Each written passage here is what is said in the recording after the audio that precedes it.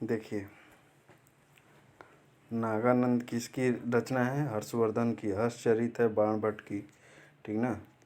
तुगलकनामा अमीर खुसरो ने लिखा। ताउलमो, ठीक ना, ताउलमो राम मनोहर राय का लिखा हुआ है। नील दर्पण आब्दे मलिक इसासी दीनबंधु मित्र का है, ठीक ना। तो इस तरीके से है। नील दर्पण तो आपको मालूम ही है, नील दर्पण किसका? दीनबंधु मित्र का है, ठीक ना। इसके बाद देखिए 6 नंबर क्वेश्चन क्या है। चीनी यात्री इतिसंग ने बिहार का भ्रमण किया, ठीक ना। कब किया था? ये चीज़ याद रखना है। तो देखिए, ज़्यादातर आप लोग को 600 एरा के बाद ही चीनी यात्री आते हैं सब, ठीक ना। तो ये चीज़ इतिसंग 671 में या 72 के आसपास अपने 37 बौद्ध सहयोगियों के साथ भारत भ्रमण को चला था, ठीक ना। सहयोगियों के साथ छोड़ देने के कारण वह अकेला ही दक्षिण के समुद्री मार्ग से भारत आया।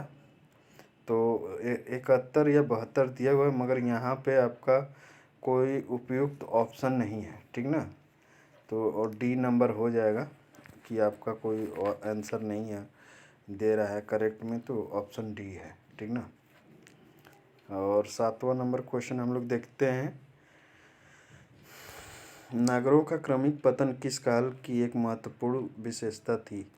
तो नगरों का क्रमिक पतन यानी उनका एक तरीके से कह ली विघटन किस काल की वो घटना थी? तो देखिए, इसका ऑप्शन है बी, प्रतिहार युग की ये थी। क्यों हुआ था? उद्योग धंधों तथा व्यापार वाणिज्य की दृष्टि से 7वीं से 12वीं सदी का काल आर्थिक जड़ता तथा ह्रास का काल था। नगरों के आर्थिक समृद्धि नष्ट हो गई। वेन-सांग के विवरण के अनुसार पुरातात्विक साक्ष्यों के इस काल में नगरों के पतन के स्पष्ट प्रमाण मिलते हैं, ठीक ना। 8 नंबर क्वेश्चन क्या है। निम्नलिखित में से कौन, तो यह आप लोगों को समझ में आया ना कि जो नगरों का पतन हुआ है वो प्रतिहार युग में हुआ है, 7वीं से 12वीं। और क्यों हुआ? उद्योग धंधों और व्यापार का बहुत ज़्यादा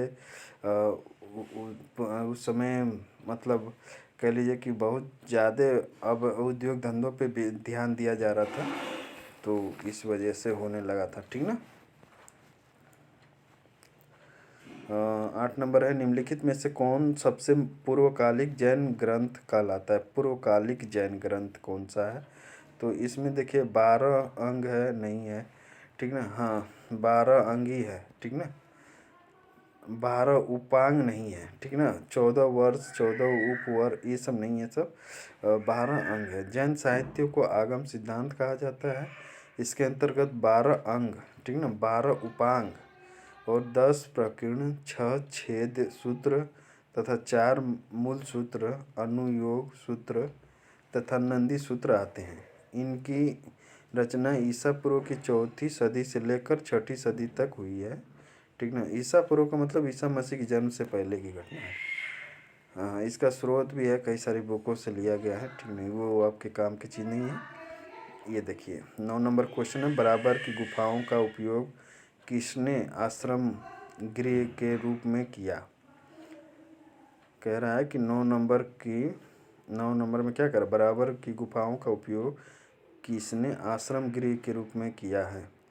तो इसका आजीविकों ने ही किया है, ठीक ना। बराबर की जो गुफाएं हैं उसका उपयोग आश्रम के रूप में आजीविकों को ही दिया गया था।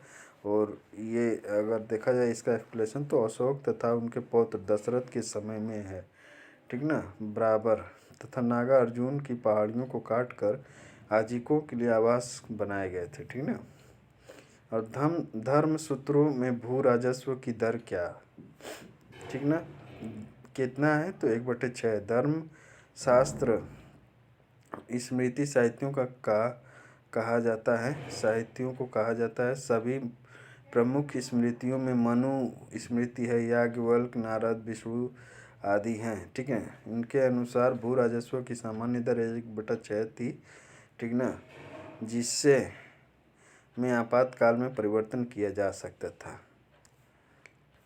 ठीक ना। 11 नंबर देखिए, ऋग्वेद संहिता का 9वां मंडल पूर्णतः किसको समर्पित है? ऋग्वेद का 9वां मंडल किसको समर्पित है? आप लोगों को मालूम ही होगा, सोम और इस पेय पर नामांकित देवता, ठीक ना। सोम देवता को बेसिकली समर्पित है 9वां मंडल। ऋग्वेद का 9वां मंडल सोम देवता को समर्पित है। सोम देवता के साथ साथ एक वनस्पति भी है, ठीक ना, देवता हैं भी, जो मुंजवंत पर्वत पर उगती थी, इसी से सोमरस बनता था। मुंजवंत पर्वत पर उगती थी, वो एक वनस्पति थी, इसी से सोमरस, जिनका पान यज्ञ तथा धार्मिक आयोजनों के अवसर पर किया जाता था। 12वां नंबर क्वेश्चन क्या है? हड़प्पा में मिट्टी के बर्तनों पर सामान्यतः किस रंग का उपयोग हुआ था? तो ये तो सभी जानते हैं, लाल रंग का हुआ था, ठीक ना। जो व्याख्या, सिंधु सभ्यता के मृत भांड में देखिए, मिट्टी के बर्तनों पर लाल या गुलाबी रंग के है, ठीक ना। बेसिकली लाल ही रंग देखा है, गुलाबी रंग नहीं था वो। कुछ को लाल रंग से पोत कर काली रेखाओं के चित्र बनाए जाते थे, ठीक ना।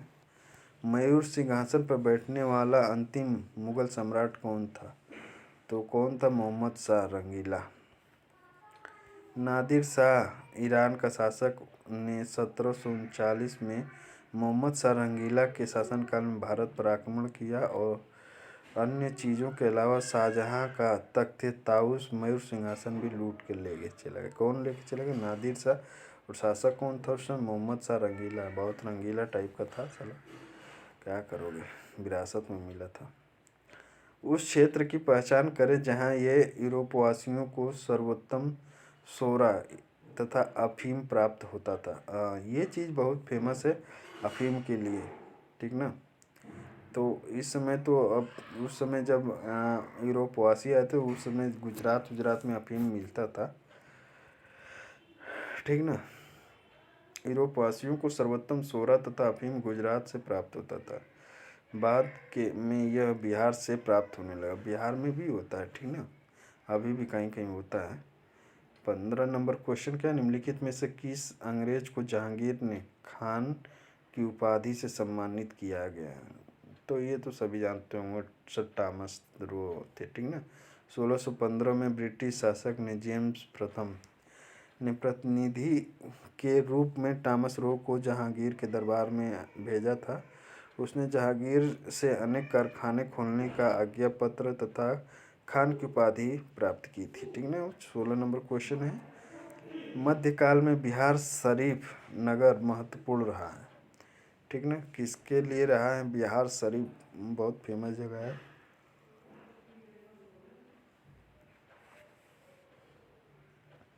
कौन सा है?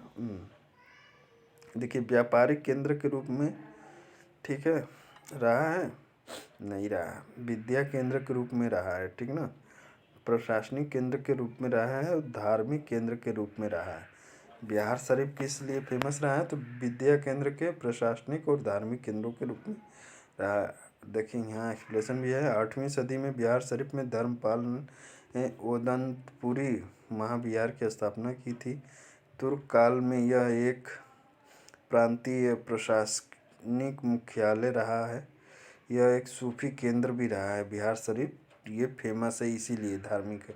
यहाँ मलिक बयाह इब्राहिम का मकबरा तथा शरफुद्दीन यहाँ मनेरी की दरगाह स्थित है, ठीक ना। बिहार शरीफ बहुत फेमस है सूफी दरगाह के लिए, ये सब बहुत ज़्यादा जाना जाता है, ठीक ना।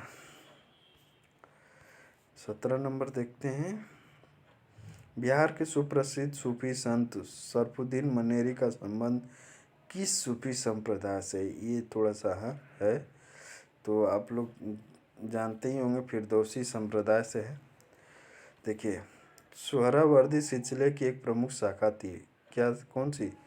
शरफुद्दीन का जो संबंध था, सुहरावर्दी सिलसिले की एक प्रमुख शाखा थी फिरदौसी।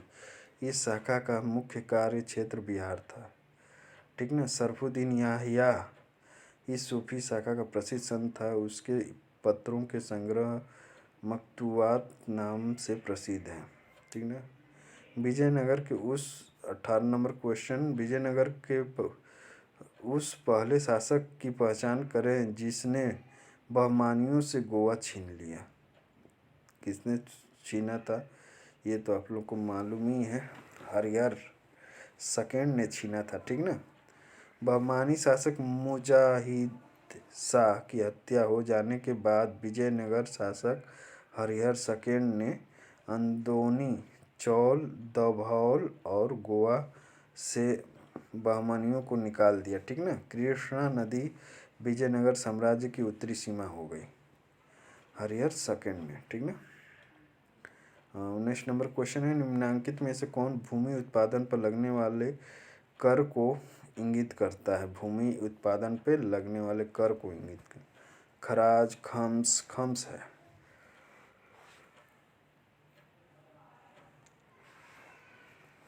गैर मुस्लिम किसानों से लिया जाने वाला भूमि कर इस्लाम स्वीकृत करों में से एक था, ठीक ना। खम्स युद्ध में लूटा गया है, ठीक ना।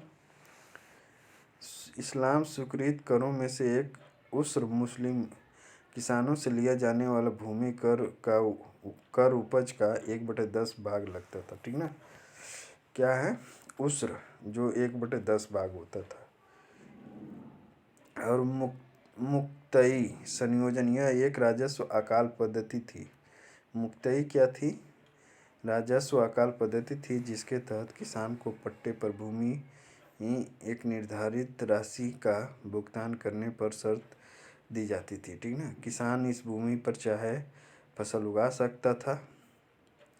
20 नंबर क्वेश्चन क्या है, 19वीं सदी के धर्म एवं समाज सुधार आंदोलनों ने आबादी के किस वर्ग को मुख्यतः आकर्षित किया। तो ये सभी आप लोग समझ ही सकते होंगे किस वर्ग का।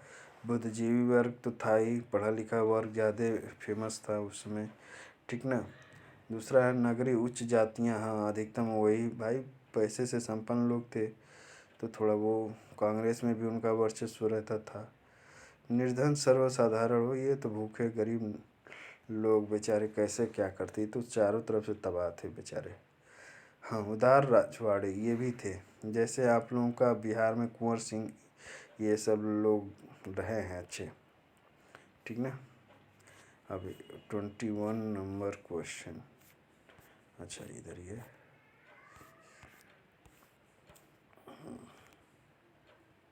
देखिए, मुख्यतः शहरों में ही खोले गए, इनमें करोड़ निर्धन लोग तथा अपनी पहुंच नहीं बना पाए। हाँ 21 नंबर क्या है, किसके द्वारा मंदिरों में प्रवेश के अधिकार की मांग की प्रस्तुत के कारण 1899 में तिरुनेलवेली में भयंकर दंगे हुए। और साला तो नडार देख रहे, मंदिरों में प्रवेश के लिए भी दंगे हो जा रहे। तमिलनाडु में नाडारों ने व्यापार के द्वारा धन कमाकर एक उच्च वर्ग का निर्माण कर लिया था। इनके द्वारा मंदिरों में प्रवेश की मांग को लेकर 1899 में तिरुनेलवेली में गंभीर दंगे हुए, ठीक ना, नडारों ने किया था। 22 महाराष्ट्र के किस समाज सुधारक को लोकहितवादी कहा जाता है। तो ये तो वो हैं गोपाल हरि देशमुख है, महाराष्ट्र के यही हैं। गोपाल हरि देशमुख को लोकहितवादी के नाम से जाना जाता है, गोपाल हरि देशमुख को, ठीक ना। और कौन है, गोपाल हरि देशमुख लोकहितवादी महाराष्ट्र के बुद्धिजीवी थे, जिन्होंने अपनी शपथ पत्र श्रृंखला 1948 से 50 में सामाजिक सुधारों तथा देसी उद्योगों की हिमायत की, लेकिन कुल मिलाकर अंग्रेजी शासन का स्वागत भी किया, ठीक ना। देखिए 23 नंबर क्या है, रेगुलेटिंग एक्ट के प्रावधानों के तहत बिहार के लिए एक प्रांतीय सभा की स्थापना कब की गई थी। तो आप लोग को मालूम है रेगुलेटिंग एक्ट 1774 में आता है, 1773, 72, 73 में ये सब आते रहते हैं। तो ये 74 में इसका किया गया, ठीक ना। हाँ 74, 1773 में आया, 74 में हुआ, ठीक ना। रेगुलेटिंग एक्ट के लागू होने के बाद निरीक्षक, जो अब कलेक्टर कहे जाते थे, तथा बिहार परिषद रिवेन्यू काउंसिल ऑफ पटना स्थापित 1770 में। दोनों को समाप्त कर बिहार के लिए एक प्रांतीय सभा का गठन किया गया। क्वेश्चन नंबर 24 क्या कह रहा है? 1856 में निम्नलिखित कानून, ठीक ना, निम्नलिखित कानून पारित हुए। धार्मिक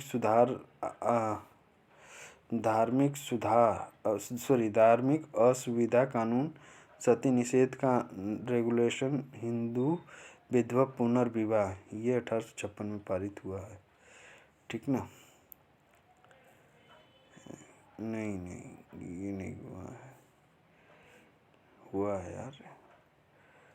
राज्य हड़पने का सिद्धांत, देखिए बेसिकली इसमें सी ऑप्शन दे रहा है, धार्मिक असुविधा कानून, हिंदू विधवा पुनर्विवाह 1856 में पारित किया गया, ठीक ना। बहुत सारे लोगों ने इसमें वो किया था। देखिए सती, इसमें एक्सप्लेनेशन क्या दिया हुआ है, सती निषेध रेगुलेटिंग 1829 में हुआ है। हिंदू विधवा पुनर्विवाह कब हुआ? 1856 में। राज्य हड़पने का सिद्धांत 1848 में। अब ये तो जानते ही होंगे, राजा डलहौजी का ये सिद्धांत है। और देखिए धार्मिक असुविधा कानून, ठीक ना, इसका कोई डेट नहीं दिया हुआ, कोई बात नहीं। धार्मिक अयोग्यता अधिनियम 1850 में लाया गया था, ठीक ना। 1856 में जनरल सर्विस इनलिस्टमेंट एक्ट, सामान्य सेना भर्ती अधिनियम पारित किया गया। बिरसा मुंडा के गुरु कौन थे? बिरसा मुंडा भगवान कहा जाता था जनजातियों को। सहजानंद नहीं, आनंद पांडे। बिरसा मुंडा आनंद पांडे, ठीक ना।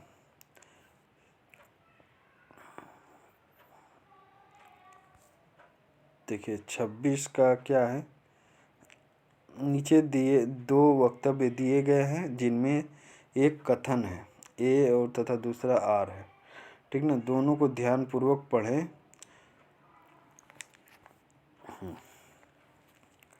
दोनों को ध्यानपूर्वक पढ़ें तथा जैसे एक कथन दिया गया, ये राष्ट्रीय स्वयंसेवक संघ सन 1942 भारत छोड़ो आंदोलन से पृथक रहा, क्योंकि देखिए जब कारण देते तो उसमें हम लोग क्योंकि लगा के चेक करते हैं कि फिट बैठ रहा है कि नहीं। क्योंकि इसका विचार था कि इस आंदोलन से भारत की स्वतंत्रता में देरी होगी।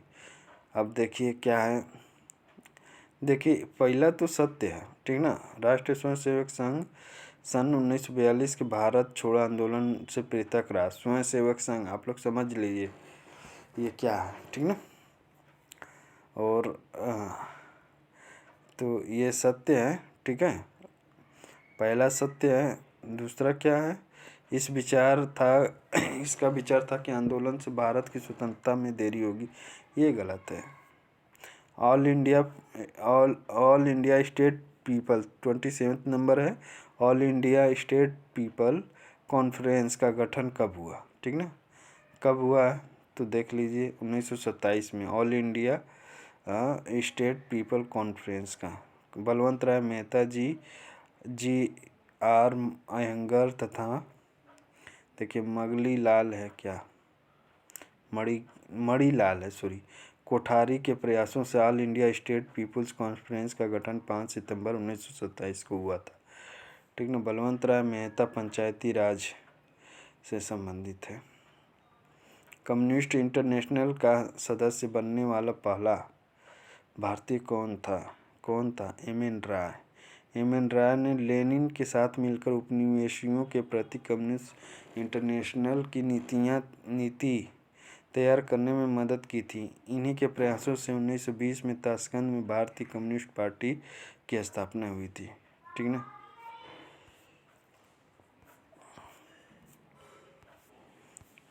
खुदाई खिदमतगार संगठन, ये बहुत फेमस संगठन है, ठीक ना। खुदाई खिदमतगार संगठन की स्थापना किसने की? तो किसने की है आप लोगों को मालूम है, खान अब्दुल गफ्फार खान। पेशावर के पास के गांव उत मंजई के खान अब्दुल गफ्फार खान ने पठानों को संगठित कर पश्चिमोत्तर सीमांत प्रांत में एक अहिंसक राष्ट्रवादी आंदोलन चलाया। इसी कारण वे सीमांत गांधी, ठीक ना, सीमांत गांधी कहलाए। इनके अनुयायी तथा संगठन खुदाई खिदमतगार कौन थे? अब्दुल गफ्फार खान। ये कहाँ के थे? अफगानिस्तान के थे, ठीक ना। ये चीज़ याद रख लीजिएगा। ये एक और है, रेड करके कुछ है इनका क्रॉस, क्या है, हाथ में बांध के चलते, लाल कुर्ती ऐसे कुछ है, ठीक ना, वो भी ध्यान रखिएगा। असहयोग आंदोलन के स्थगन संबंधी घटनाओं का सही क्रम निर्धारित करें। असहयोग आंदोलन, ठीक ना, कब हुआ था? तो चौरी चौरा तो 1922 में हुआ है, असहयोग आंदोलन तो 20 में हुआ है, ठीक ना। तो गांधी जी द्वारा स्थगन किया गया तो चौरी चौरा के बाद किया गया, यानी चौरी चौरा पहले होगा। उग्र भीड़ द्वारा पुलिस थाने को जलाया गया तो गांधी जी की गिरफ्तारी, तो कौन सा पहले होगा? आप लोग डिसाइड कीजिए। 1 2 3 4 दोनों ही सही है, पहला ही। चौरी चौरा में 3000 किसानों के जुलूस पर पुलिस फायरिंग 4 जनवरी 1922 में की, ठीक है। जवाब में आंदोलनकारियों द्वारा थाने को जलाया गया कब? 4 जनवरी 1922 को। गांधी जी द्वारा आंदोलन का स्थगन कर दिया गया तुरंत उसके कल 5 फरवरी 1922 को। गांधी जी की गिरफ्तारी मार्च 1922 में हो गई। यहीं से क्रांतिकारी आतंकवाद का भी जन्म होता है। बहुत सारे जैसे भगत सिंह वगैरह ये सब बच्चे थे, उनके दिमाग में बहुत खलल पैदा हो गई, गांधी जी को समझ नहीं पाए। बहुत चालाक आदमी थे गांधी जी। 31 नंबर क्वेश्चन है, किसने खिलाफत आंदोलन को हिंदुओं और मुसलमानों की एकता के लिए अवसर के रूप में देखा जो 100 वर्षों में भी पुनः प्रस्तुत नहीं होगा? किसने देखा है भैया? महात्मा गांधी ने देखा है, ठीक है। और कब देखा है? खिलाफत आंदोलन कब हुआ है? 1916 में हुआ, ठीक ना। तिलक और गांधी दोनों के खिलाफत आंदोलन को हिंदू मुस्लिम एकता को मजबूत बनाने का सुनहरा मौका माना गया है। गांधी जी ने के अनुसार हिंदुओं और मुसलमानों को सूत्रबद्ध करने का ऐसा अवसर 100 वर्षों में भी नहीं आया, ठीक ना। 32 क्वेश्चन क्या कह रहा है? निम्नलिखित में से किसका योगदान होम रूल लीग स्थापना में नहीं था? होम रूल लीग, बाल गंगाधर तिलक, एनी बेसेंट थे, सुब्रमण्यम अय्यर थे, टीएम अलकाट नहीं थे, ठीक ना। एनी बेसेंट ने, देखिए एक्सप्लेनेशन भी दे रहा है, एनी बेसेंट ने 1915 में आयरिश होम रूल लीग के नमूने पर होम रूल लीग की स्थापना करने की घोषणा की। तिलक ने 1916 में पूना में अपनी होम रूल लीग की स्थापित की। तिलक अपना पूना में स्थापित करते हैं और जो बेसेंट रहती हैं ना वो मद्रास में देखती हैं, ठीक ना। एस सुब्रमण्यम अय्यर बेसेंट की लीग से संबंधित थे, ठीक ना। टीएम अलकाट का संबंध होम रूल लीग से नहीं था। निम्नलिखित में से कौन वर्ग 1905 में के स्वदेशी आंदोलन से मुख्यतः अप्रभावित रहा, ठीक ना। कौन सा स्वदेशी आंदोलन 1905 में कौन था भैया? तो देखिए यहाँ पे 1 2 3 महिलाएं, कृषक, मुस्लिम, ठीक ना। ये स्वदेशी आंदोलन से ज़्यादातर प्रभावित नहीं रहे हैं, कहने का मन।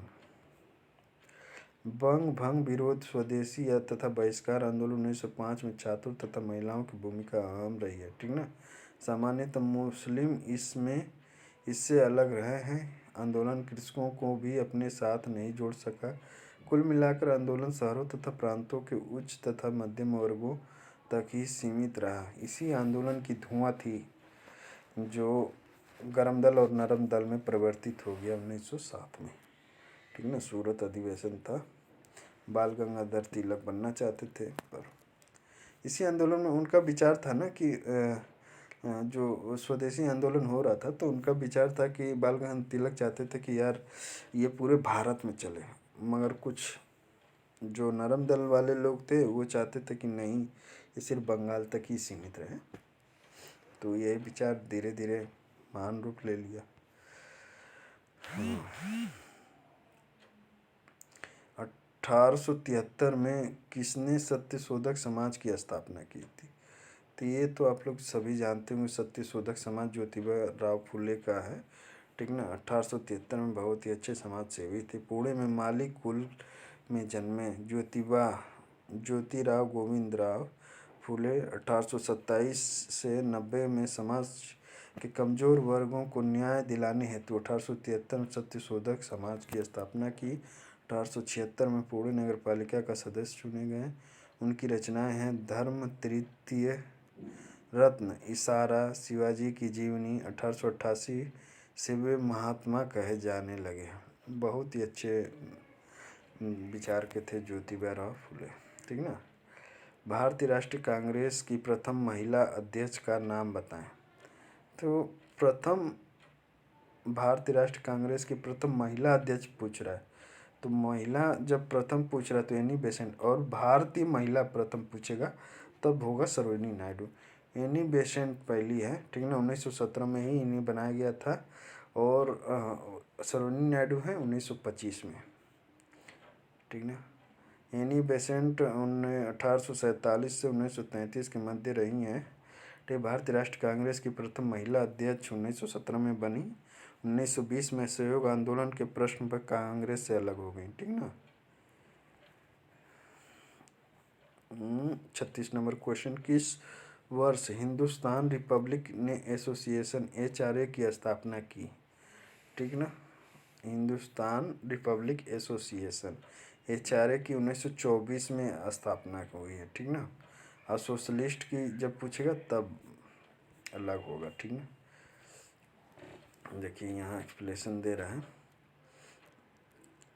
देखिए ये जो वीडियो मैं बना रहा हूँ ना, ये मेरा अपना है, किसी कोचिंग का मैं ऐड नहीं कर रहा हूँ। बहुत जगह आपको कोचिंगों का नाम दिख रहा होगा, तो ये एक्चुअली मैंने डाउनलोड किया यार, आ गया, ठीक ना।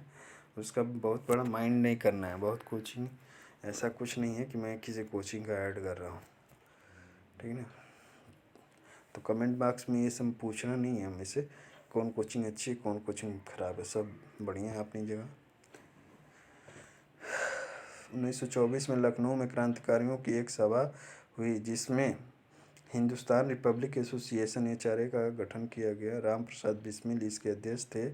सितंबर 1928 में दिल्ली के कोटला मैदान में भगत सिंह, चंद्रशेखर आज़ाद, भगवती चरण बोहरा, सुखदेव आदि ने सभा कर हिंदुस्तान सोशलिस्ट रिपब्लिक एसोसिएशन की स्थापना की गई। किसकी? सोशलिस्ट। 1928 में, 1924 में सिर्फ HRA हिंदुस्तान के बाद सोशलिस्ट लगा है, ठीक ना, 28 में।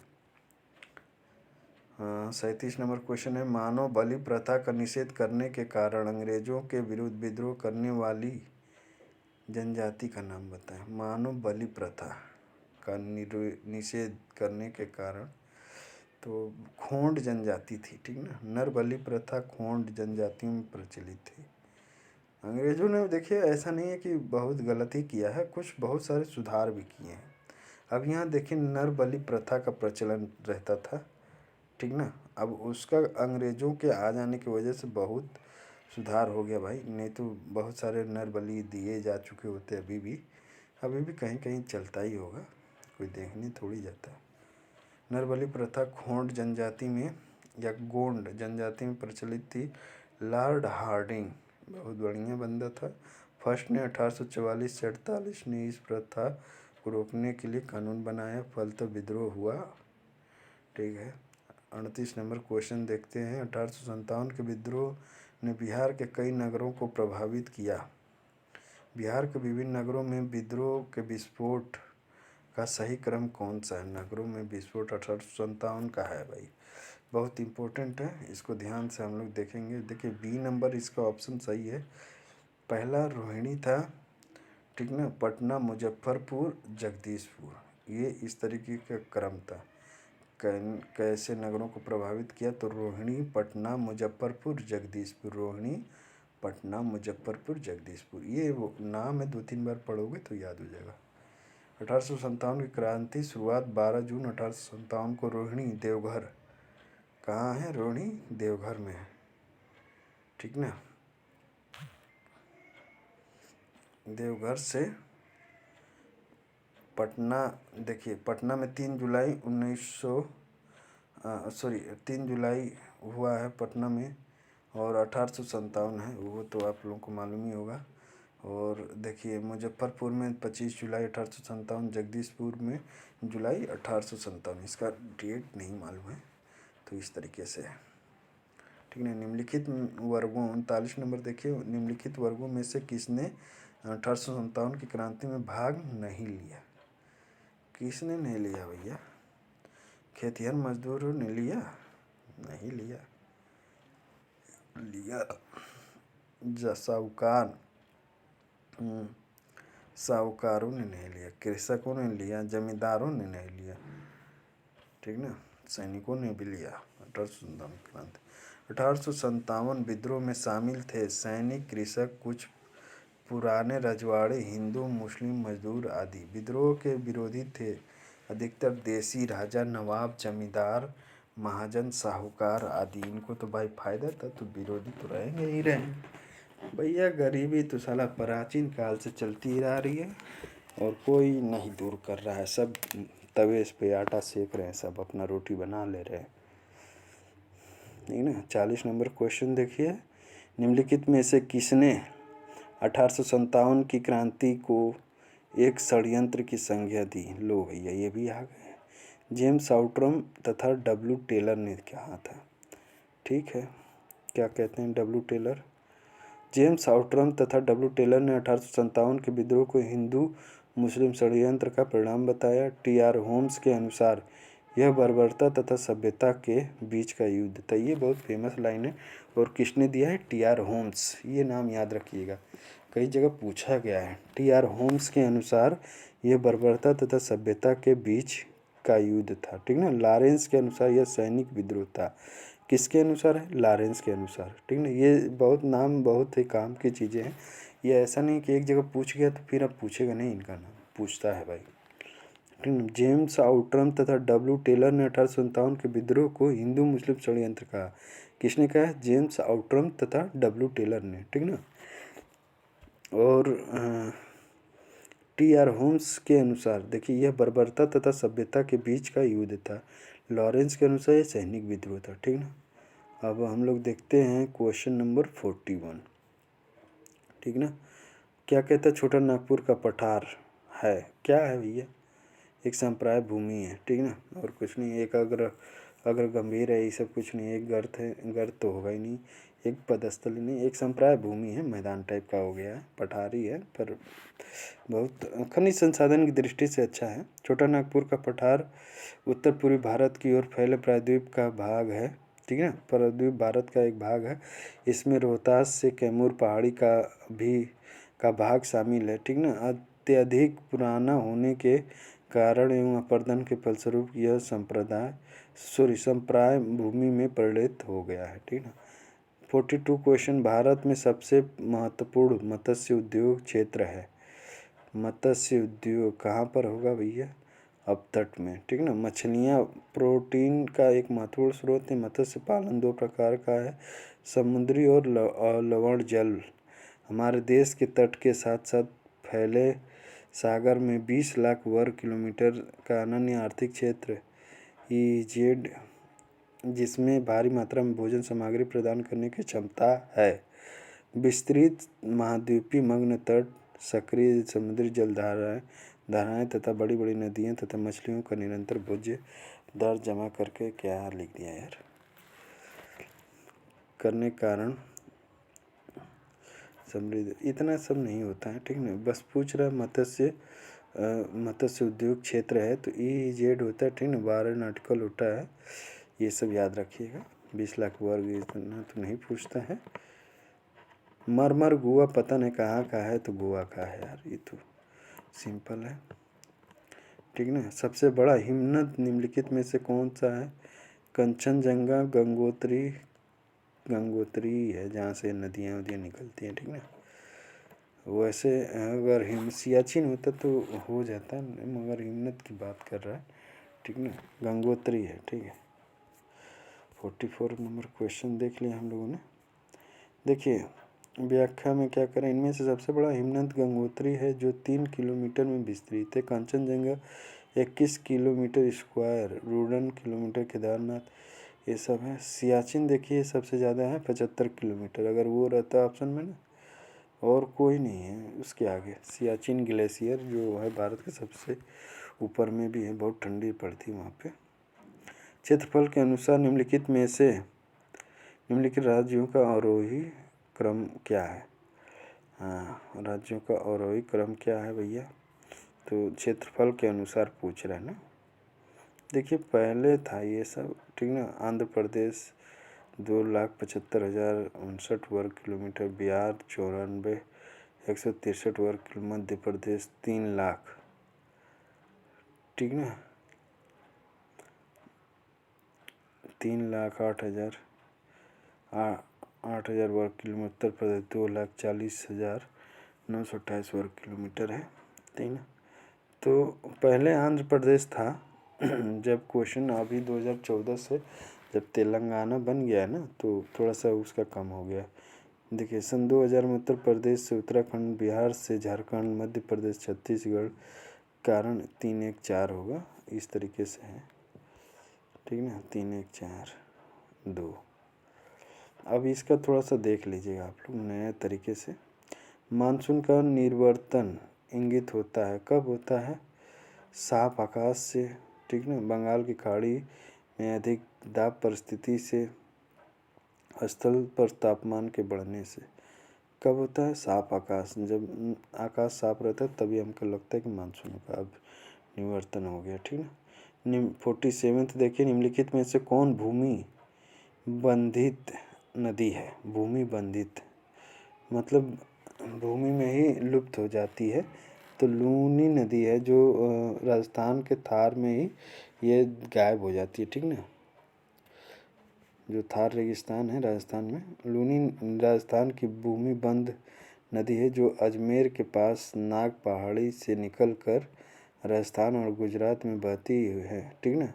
गुजरात के कच्छ के रण में विलुप्त हो जाती है, ठीक है।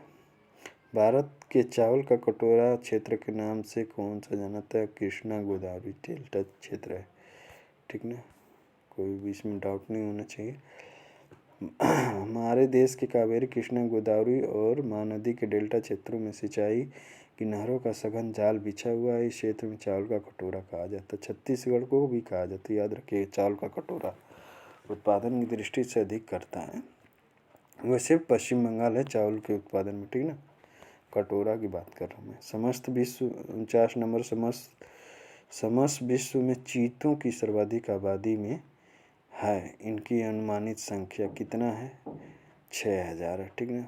अब थोड़ा सा चेक कर लीजिएगा क्योंकि अभी लेटेस्ट डेटा आया हुआ है 2019-20 का, तो सब देख लीजिए। भारत में चीते मध्य प्रदेश, गुजरात, उत्तराखंड, पश्चिम बंगाल में, उड़ीसा में हैं, ठीक ना। इनके संरक्षण के लिए प्रोजेक्ट टाइगर चलाया गया है, मनोरमा ईयरबुक। 50 नंबर क्वेश्चन पे आ गए हैं हम लोग। ग्रीन पीस हरित शांति क्या है? एक कृषि संबंधी संस्था है, एक अंतर्राष्ट्रीय शांति सेना है, पर्यावरण समर्थकों का एक अंतर्राष्ट्रीय संगठन है, यही है, ठीक ना। ग्रीन पीस पर्यावरण समर्थकों का एक अंतर्राष्ट्रीय संगठन है, ठीक ना, जो परमाणु परीक्षणों तथा पर्यावरण को नुकसान पहुंचाने वाले कार्यों का विरोध करता है। 51 नंबर, तेज हवा वाली रात्रि में ओस नहीं बनती है क्योंकि वाष्पीकरण की देर नहीं, ये नहीं, हवा में नमी कम होती नहीं हुई, तापमान, आकाश साफ नहीं होता है, वाष्पीकरण की दर तेज होती है, ठीक ना। तेज हवा, जल के तरल, ए नंबर ऑप्शन उसका होगा। वाष्प क्यों नहीं बनता? वाष्पीकरण की दर तेज हो जाती है, जितना तेज होगा संघनन बन ही नहीं पाएगा, ठीक है। जल के तरल, जितना तेज वाष्पीकरण होगा उतना तेज बहेगा भी, तो यार ये भी तो सोचो, उड़ ही जाएगा। जल के तरल से गैसीय अवस्था में परिवर्तन की प्रक्रिया को वाष्पीकरण कहते हैं। तेज हवा वाली रात्रि में ओस नहीं बनती क्योंकि वाष्पीकरण की दर तेज होती है। चूँकि ओस को बनने के लिए निम्न परिस्थितियाँ होनी चाहिए: साफ आकाश, शांत वातावरण या हल्की समीर, उच्च सापेक्ष आर्द्रता, ठंडी एवं लंबी रातें, ठीक ना। इतना होना चाहिए बनने के लिए। समुद्र नीला प्रतीत होता है। 52 नंबर क्वेश्चन, क्यों होता है? अधिक गहराई के कारण नहीं, प्रकाश के परावर्तन, ये सही है। तथा जल के कणों द्वारा प्रकाश के प्रकीर्णन के कारण, हाँ यही सही है, ठीक ना। पृथ्वी भी नीला दिखाई देता है, तो वही होता है आयन मंडल में जो आती हैं सब प्रकाश की किरणें परिवर्तित हो जाती हैं इस वजह से, ठीक ना। प्रकाश के प्रकीर्णन के कारण समुद्र नीला दिखाई देता है जब प्रकाश किसी माध्यम से गुजरता है जिसमें धूल तथा अन्य पदार्थों के सूक्ष्म कण होते हैं, तो इनके द्वारा प्रकाश सभी दिशाओं में प्रसारित हो जाता है। इस घटना को ही प्रकाश का प्रकीर्णन कहते हैं। जिस रंग के प्रकाश की तरंग दैर्घ्य सबसे कम होती है उस रंग का प्रकीर्णन सबसे अधिक होता है। जिस रंग के प्रकाश का तरंग दैर्घ्य सबसे अधिक होता है उस रंग का प्रकीर्णन सबसे कम होता है, ठीक ना। चूँकि बैंगनी रंग का प्रकीर्णन सबसे अधिक तथा लाल रंग का प्रकीर्णन सबसे कम होता है, अतः प्रकीर्णन प्रकाश का मिश्रित रंग हल्का नीला होता है। इसी कारण आकाश तथा समुद्र नीला दिखाई पड़ते हैं। न्यूजीलैंड में पाया जाने वाला उड्डयनहीन पक्षी है, कौन सा है भैया? कीवी है यार, और क्या। न्यूजीलैंड में न उड़ने वाले पक्षी में कीवी और टकात्री हैं जो वन में रहते हैं। न्यूजीलैंड का राष्ट्रीय पक्षी भी कीवी है, ठीक ना। मृदा अपरदन 54 नंबर क्या है? मृदा अपरदन को रोका जा सकता है। अति चराई द्वारा, कैसे होगा? वनोन्मूलन द्वारा, नहीं, वन रोपण द्वारा, ये सही है। जितना हम लोग वृक्ष लगाएंगे तो मृदा का कटाव नहीं होगा, ठीक ना, इस वजह से उनको रोका जा सकता है। मृदा अपरदन को रोकने के लिए वन रोपण को बढ़ावा दिया जा रहा है। इसके अलावा समुच्च रेखीय जुताई में मेड़बंदी, वैज्ञानिक भूमि उपयोग, जैव खादों का अधिक उपयोग, जैव खादों का, न कि यूरिया खादों का, ठीक ना। पत्थर 55 नंबर क्वेश्चन है, पत्थर के कोयले के भंडार में कौन सा देश संसार में अग्रणी है? पत्थर के कोयले के भंडार में कौन सा भैया? चीन है, ठीक ना। विश्व में कोयले के उत्पादन में चीन का प्रथम स्थान है, उसके बाद अमेरिका तीसरा, उसके बाद अमेरिका दूसरा है, भारत तीसरा, ठीक ना। पत्थर के कोयले के भंडार में चीन प्रथम स्थान है, ये याद रखिएगा। 56 नंबर क्वेश्चन है, पारिस्थितिक संतुलन बनाए रखने के लिए न्यूनतम वन आवरण अनिवार्य है, कितना होना चाहिए? 33% होना चाहिए, ठीक ना। इसमें कोई डिबेट नहीं करूँगा मैं, क्योंकि आप लोगों को सब कुछ मालूम है। वर्तमान में भारत में कुल भौगोलिक क्षेत्र का 23.81% है जो वन आच्छादित है, ठीक ना। नया रिपोर्ट आ गया है, इसको भी देखना पड़ेगा आप लोगों को। 57 नंबर क्वेश्चन है, निम्नलिखित में से कौन एक नगर पतन नहीं है? कौन नहीं है? कैनबरा है, बाद बाकी हैं ऐसा। टोक्यो है, न्यूयॉर्क है, लंदन है। टोक्यो जापान की राजधानी भी है और नदी के किनारे अवस्थित पतन नगर है, ठीक ना। न्यूयॉर्क हडसन नदी के किनारे अवस्थित पतन नगर है। लंदन ग्रेट ब्रिटेन की राजधानी है जो टेम्स नदी के किनारे अवस्थित है। कैनबरा ऑस्ट्रेलिया की राजधानी है परंतु पतन नहीं है, यह समुद्र से दूर है, ठीक ना। 58 नंबर क्या है? आग्नेय चट्टानों के लिए निम्नलिखित में कौन सा कथन सत्य है? आग्नेय चट्टान, उनमें पूरा जीवाश्म बहुत कम होता है, सत्य है ना? नहीं, गलत है ये। वे जल के लिए सरंध्र होती है, नहीं, ये भी सही नहीं। वे क्रिस्टली तथा अक्रिस्टली दोनों होती हैं, हाँ ये सही है। इन चट्टानों में सिलिका नहीं होती, ये गलत है यार। जब मैग्मा कठोर ठोस रूप धारण करता है या धरातल के ऊपर पहुंचकर ठोस बनता है तो उसे आग्नेय चट्टान कहते हैं, ठीक ना।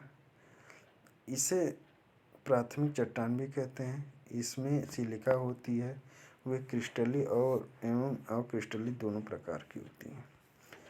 59 नंबर क्वेश्चन है, हमारी आकाशगंगा के केंद्र के परिक्रमा करने में सूर्य को समय लगता है 25 करोड़ लगता है यार, इसमें क्या, ठीक ना, 25 करोड़ वर्ष लगता है। 60 नंबर, साप्टा का पूर्ण रूप क्या है? साप्टा का पूर्ण रूप क्या है भैया? South Asia preferential trade agreement, यही है, ठीक ना। South Asia preferential trade agreement, SAPTA का विस्तृत रूप, फुल फॉर्म अगर कह लीजिए तो। व्याख्या क्या है? साप्टा का 1951 में सार्क देशों के छठे शिखर सम्मेलन में लिया गया प्रस्ताव। इसका प्रस्ताव सर्वप्रथम श्रीलंका द्वारा लाया गया था, परंतु दक्षेण राष्ट्रों के बीच रियायती प्रशुल्कों द्वारा व्यापार करने के सार्क वरीयता व्यापार समझौते के बारे में 7 सितंबर 1995 को निर्णय लिया गया, ठीक ना। यह नई दिल्ली के 8वें सम्मेलन से शुरू हो गया। 61 नंबर क्वेश्चन देखिए, विगत वर्षों में भारत की केंद्र सरकार का सर्वाधिक संपूर्ण व्यय किस क्षेत्र में हुआ है? तो डेफिनेट सा है, विकास के क्षेत्र में ही हो रहा है, ठीक ना। केंद्र सरकार ने व्यय का वर्गीकरण इस प्रकार भी किया, विकास व्यय, प्रतिचय व्यय, ठीक ना, ये सब है। अन्य व्यय, विकास के व्यय के अंतर्गत सामाजिक एवं सामूहिक सेवाओं तथा आर्थिक सेवाओं तथा विकास उद्देश्यों के लिए राज्यों को संघीय क्षेत्रों को सहायता अनुदान शामिल किया गया है, ठीक ना। इन सभी पर केंद्र सरकार मूल व्यय का लगभग 55% खर्च करती है। थोड़ा सा आप लोग बजट देख लेना है, केंद्र का भी और बिहार का भी, ठीक ना, क्वेश्चन तो रहेंगे उसमें। 62 नंबर क्वेश्चन है, ग्रामीण क्षेत्रों में प्रत्यक्ष संबंधित परिवार कल्याण सेवाओं के लिए केंद्र बजट, देखिए आ भी गया है। 1995-96 में प्रस्तावित आवंटन था तो 726 करोड़ का था 95-96 में। आप लोग प्रेजेंट का बजट देखेंगे ज़रूर, क्यों क्वेश्चन मिल जाता है, 2-3 क्वेश्चन उससे आ जाते हैं। जितनी रिपोर्टें आई हैं, जैसे बाघों का अभी काउंट किया गया है, वो रिपोर्ट देख लीजिए, नीति आयोग का रिपोर्ट आया हुआ है, वन नीति का आया हुआ है, ये सारा देखना है, क्वेश्चन छूटे ना आप लोगों से। देखिए 63 नंबर क्वेश्चन, 1955-56 के बजट में आयकर से छूट की सीमा बढ़ा दी गई थी, कितनी बढ़ाई गई थी? तो 40,000 रुपये तक था। 7वीं पंचवर्षीय योजना में अविकासीय व्यय में वार्षिक वृद्धि का औसत है, तो ये तो उस टाइम था, अभी का पंचवर्षीय योजना समाप्त हो गया, नीति आयोग का देखना 18.9% था, ठीक है, ये अभी करेंट का मैटर है ये सब। 65, भारत में प्रोत्साहन विकास क्षेत्र किसे कहते हैं? ग्रोत्साहन है यार, ठीक ना। कितने हैं? 7 हैं। केंद्र सरकार द्वारा 7 विकास प्रोत्साहन ही है यार, क्षेत्र घोषित किए गए हैं। कांडला गुजरात, सांता क्रूज महाराष्ट्र, फाल्टा पश्चिम बंगाल, नोएडा यूपी, कोची केरल, चेन्नई तमिलनाडु, विशाखापत्तनम आंध्र प्रदेश। निर्यात संवर्धन हेतु सरकार ने निजी क्षेत्र में इसे एक्सपोर्ट प्रोसेसिंग जेम्स स्थापित करने की अनुमति दी है। मुंबई महाराष्ट्र, सूरत गुजरात, ठीक है। भारतीय 66 नंबर क्वेश्चन देखिए, मैं जल्दी जल्दी इसलिए करा रहा हूँ, बहुत टाइम हो रहा है, तो अभी तो हम लोग 66 पे ही हैं, लगभग 50% भी नहीं गए हैं। तो भारतीय अर्थव्यवस्था में संयुक्त क्षेत्र का क्या अभिप्राय है? संयुक्त क्षेत्र का मतलब क्या हो गया, ठीक ना। तो किसी उद्यम में सरकारी एवं निजी क्षेत्र दोनों का ही सम्मिलित रूप होता है, उसी को हम लोग संयुक्त क्षेत्र कहते हैं, बात समझ जाइए। 67 नंबर क्वेश्चन देखिए, भारत को एक अल्प विकसित देश कहा जाता है, उसकी किस योजना के कारण कहा गया है? तो देखिए, तीव्र गति से जनसंख्या वृद्धि के कारण, कृषि पर आधारित निर्भरता के कारण, औद्योगिक उन्नति की मंद गति के कारण, ये तीनों के कारण कहा गया, ठीक ना। बाद बाकी इसमें और कुछ है नहीं, ये सब नीचे है। 68 नंबर, बहुउद्देशीय नदी घाटी परियोजना को आधुनिक भारत का मंदिर किसने कहा है? जवाहरलाल नेहरू, ठीक है, ये बहुत इम्पोर्टेंट है, इसके वजह से जो डैम वैम बनाए गए हैं जिससे भारत में कृषि का विकास हो गया, ठीक ना। स्वाधीनता के बाद देश में को आत्मनिर्भर बनाने के लिए लोगों के जीवन स्तर सुधारने के लिए उपाय किए जाने लगे। बाढ़ तथा सूखा दूर करने के लिए बहुउद्देशीय नदी घाटी परियोजना की नींव डाली गई ताकि दोनों समस्याएं दूर हों। भारत में आज़ादी के बाद सर्वप्रथम दामोदर घाटी परियोजना तैयार की गई। इसमें कई उद्देश्य छिपे थे: बाढ़ नियंत्रण, सिंचाई, मृदा संरक्षण, मछली पालन, पर्यटन इत्यादि है, ठीक है। इन्हीं कारणों से उन्हें जवाहरलाल नेहरू द्वारा आधुनिक भारत का मंदिर कहा गया। 69 नंबर क्वेश्चन है, 1991 की जनगणना के अनुसार भारत की जनसंख्या 1991, ठीक ना। भारत की जनसंख्या उस समय कितनी थी? 84.4 करोड़। अभी कितना है? 121 कुछ पर 121 करोड़ है, ठीक है। इतना याद रखिए। अब तो नया जनगणना आ जाएगा 2021 में। 70 नंबर क्वेश्चन, फाइनली हम लोग हाफ में आ गए हैं। भारत में राष्ट्रीय आय का आकलन होता है, मतलब आधा कंप्लीट कर लिए हैं। राष्ट्रीय आय का आकलन क्या होता है? कौन करता है? केंद्र सांख्यिकी संगठन, ठीक ना। कौन करता है? आकलन होता है। भारत में 71 नंबर क्वेश्चन, भारत में राज्य सरकारों के लिए आय का सबसे महत्वपूर्ण स्रोत, तो सभी जानते होंगे बिक्री कर ही है। बिक्री कर राज्य के राजस्व का सबसे महत्वपूर्ण स्रोत होता है। बिक्री कर समाचार पत्रों को छोड़कर अन्य सभी वस्तुओं पर लगाया जा सकता है, ठीक ना। समाचार पत्रों को छोड़कर बाकी सब पे लगता है बिक्री कर, जो राज्य में बेची जाती हैं। 72 नंबर क्वेश्चन है, 8 अक्टूबर 1991 को रिजर्व बैंक ऑफ इंडिया ने बैंक दर को 11% से बढ़ाकर कितना परसेंट कर दिया है? तो 12.10%। देखिए, आरबीआई से रिलेटेड भी जो न्यूज होगा करंट का, आप लोगों को पढ़ना है, ठीक ना। 73 नंबर क्वेश्चन, स्वतंत्रता प्राप्ति के बाद भारत ने सर्वाधिक प्रगति की किस क्षेत्र में की? गेहूं के उत्पादन में की है, ठीक ना। 74 नंबर क्वेश्चन है, हरित क्रांति के समय किया गया। 74 नंबर क्वेश्चन है, भारत पंचवर्षीय योजना के मसौदे को अंतिम रूप से कौन स्वीकृति प्रदान करता है? तो कौन करता है? राष्ट्रीय विकास परिषद, ठीक ना। बहुत ज़्यादा इसमें दिमाग नहीं लगाना है। 75 नंबर, योजना आयोग का गठन कब किया गया? तो ये तो सबको मालूम है, 1950 में किया गया, ठीक है, जवाहरलाल नेहरू के समय। 76 नंबर, उत्तर प्रदेश के राज्यपाल के विधानसभा के सत्र के आयोजन के लिए इसके अध्यक्ष को निर्देश दिया। ऐसा करने में वे उन अधिकारियों का उपयोग कर रहे थे जो उनके पद में निहित है। तो आप लोग कौन सा आर्टिकल की बात कर रहे हैं भाई? अनुच्छेद 175(2) द्वारा दिया गया, ठीक ना। देख लेते हैं इसका व्याख्या क्या है। संविधान के अनुच्छेद 172(2) के अनुसार राज्यपाल राज्य विधानमंडल के उस समय लंबित किसी विधेयक के संबंध में संदेश या कोई अन्य संदेश उस राज्य के विधानमंडल के सदन या सदनों को भेज सकेगा, और जिस सदन को कोई संदेश इस प्रकार भेजा गया है वह सदन उस सदन द्वारा विचार करने के लिए अपेक्षित विषय पर सुविधा अनुसार शीघ्रता से विचार करेगा। 77 नंबर क्वेश्चन है, जिला नियोजन एवं विकास परिषद का प्रधान कौन होता है? तो आप लोग जानते होंगे, जिला नियोजन की बात कर रहा है तो जिला विकास अधिकारी ही होगा, और क्या। 78 नंबर क्वेश्चन, भारतीय संविधान के निम्नलिखित अनुच्छेदों में कौन राज्य की विधानसभाओं के निर्वाचन का प्रावधान प्रस्तुत करता है?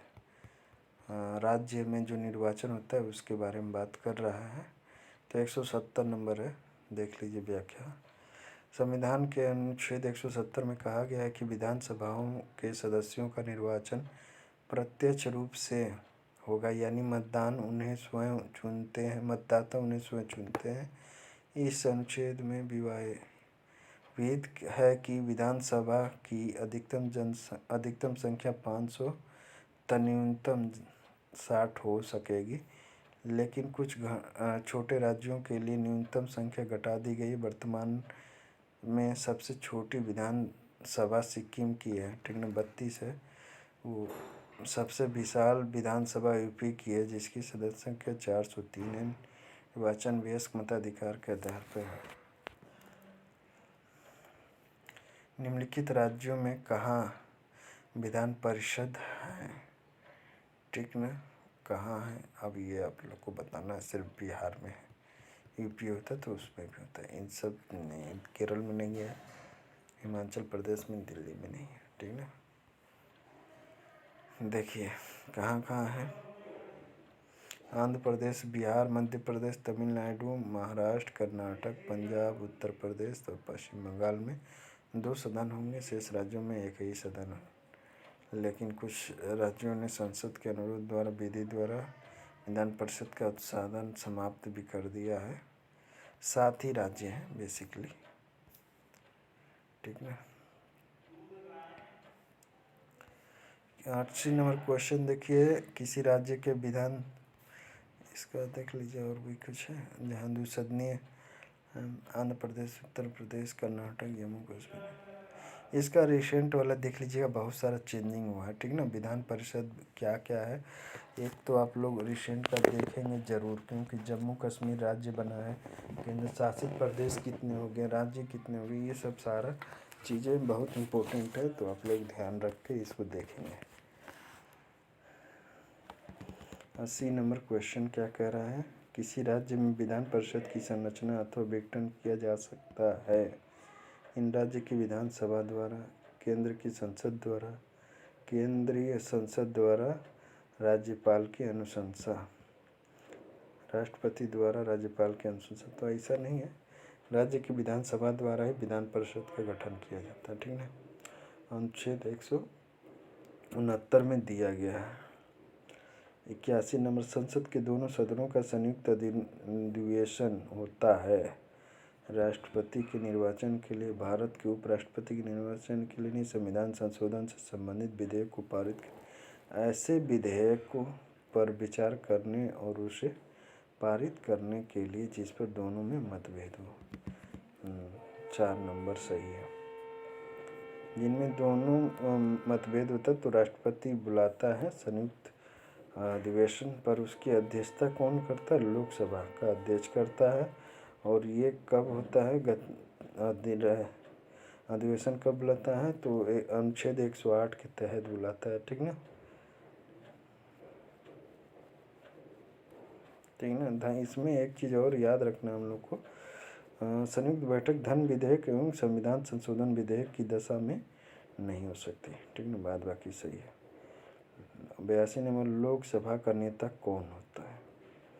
लोकसभा का नेता कौन है भैया, बताइए। ये तो बहुत ही आसान क्वेश्चन है, प्रधानमंत्री होता है, ठीक ना। संसदीय शासन प्रणाली में प्रधानमंत्री मंत्रिमंडल में सर्वोच्च होता है। वो बहुमत प्राप्त दल का नेता होता है। साधारणतः लोकसभा का नेता भी होता है। वह अन्य मंत्रियों का चयन एवं उनके कार्यों का आवंटन, त्याग पत्र एवं की मांग एवं मंत्रिमंडल की बैठक की अध्यक्षता करता है। प्रधानमंत्री राष्ट्रपति एवं मंत्रिपरिषद को जोड़ने वाली कड़ी होती है, ठीक है। 83 नंबर क्वेश्चन,